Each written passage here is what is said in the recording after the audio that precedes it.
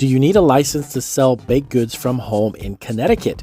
Well, in this video from Cottage Foods Laws, we're going to answer that question and give you a little bit of outline of what you need to do to sell baked goods from home in Connecticut right now.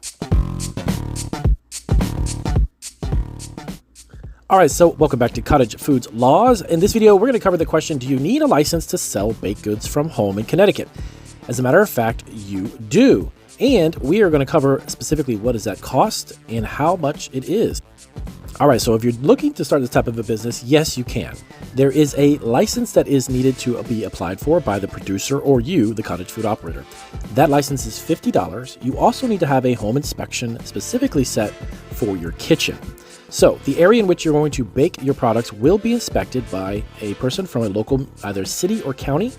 Health department will come in and double check your area and your space. And lastly, you need to take a safety food training course. Now this course runs around $15, and more information about how you can do that and apply for these licenses, check out our blog link down below this video and we'll give you more information about that. Now, with that being said, you want to make sure, even though it is a cottage food business, it is better for you to protect yourself legally by creating an LLC.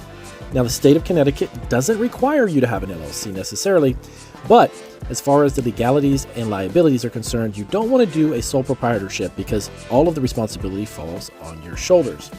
Keep that in mind as well. Make sure if you have a homeowners association, you need to check with them and see if it is even allowed. Yes, believe it or not, homeowners associations can dictate the type of business you can operate from home. So you definitely don't want to break those rules because they can levy fines through the homeowners association.